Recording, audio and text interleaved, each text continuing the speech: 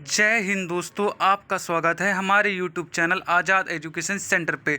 आज की इस वीडियो में हम SSC MTS 2021-22 में 25 जुलाई को पूछे गए थर्ड शिफ्ट के प्रश्नों को देखेंगे। हम देखेंगे कैसे कैसे प्रश्न पूछे जा रहे हैं और ये आने वाली शिफ्टों में आपकी कैसे मदद कर सकते हैं।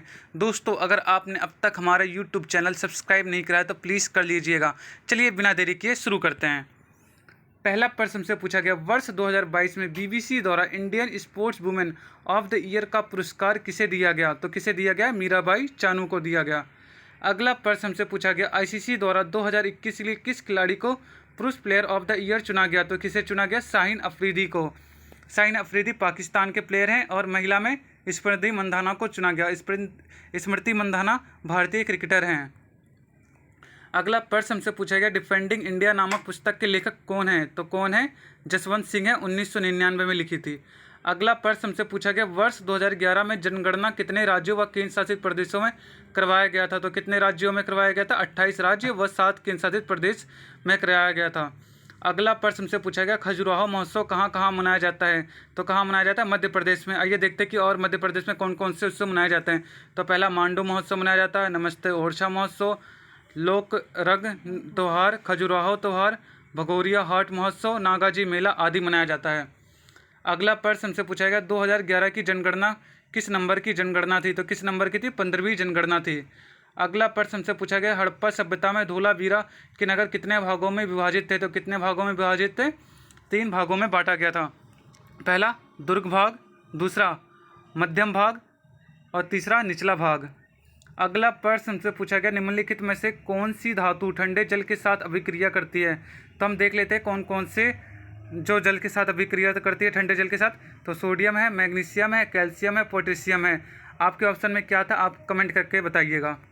अगला प्रश्न हमसे पूछा गया, बक्सर के युद्ध में अंग्रेजों की तरफ से किस गवर्नर ने नेतृत्व किया था? किसने किया था? हेक्टर मुनरो ने किया था। और कब किया था? 22 अक्टूबर 1764 को किया था। और किसके विरुद्ध किया था? सिजाउद्दौला शाह आलम के विरुद्ध किया था।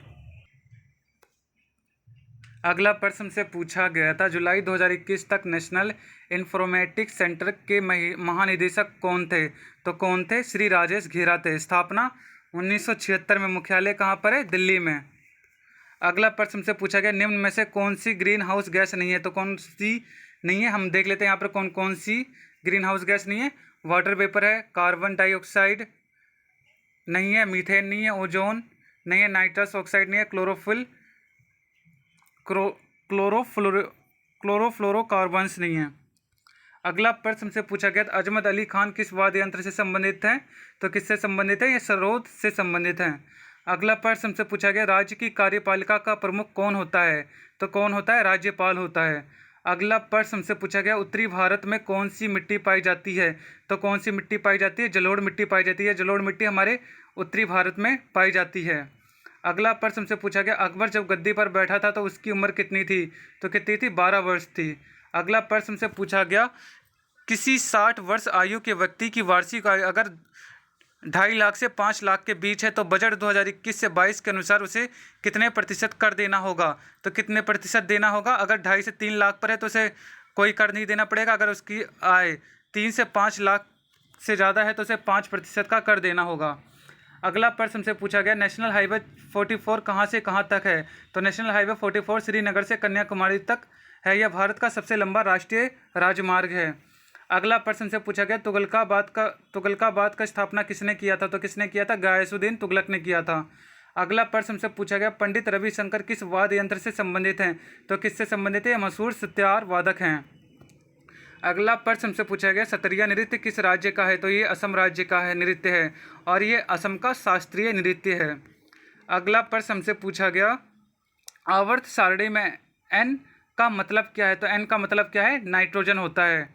अगला प्रश्न हमसे पूछा गया, नील सत्याग्रह कब हुआ था? तो नील विद्रोह किसानों द्वारा किया गया एक आंदोलन था जो बंगाल के किसानों द्वारा सन 1859 में किया गया था। अगला प्रश्न हमसे पूछा गया, सागा दावा किस राज्य का त्यौहार है? तो यह सिक्किम राज्य का त्यौहार है। अगला प्रश्न हमसे पूछा गया, इनमें से कौन सा मौलिक अधिकार नहीं है? तो संपत्ति के अधिकार को 1978 में मौलिक अधिकारों की सूची से हटा दिया गया था और यह मौलिक अधिकार नहीं है। हमारे ऑप्शन में यही दिया गया होगा। दोस्तों अगर आपने अब तक हमारा यूट्यूब चैनल सब्सक्राइब नहीं करा है तो प्लीज़ कर लीजिएगा और इस वीडियो को लाइक एंड शेयर करना ना भूलें।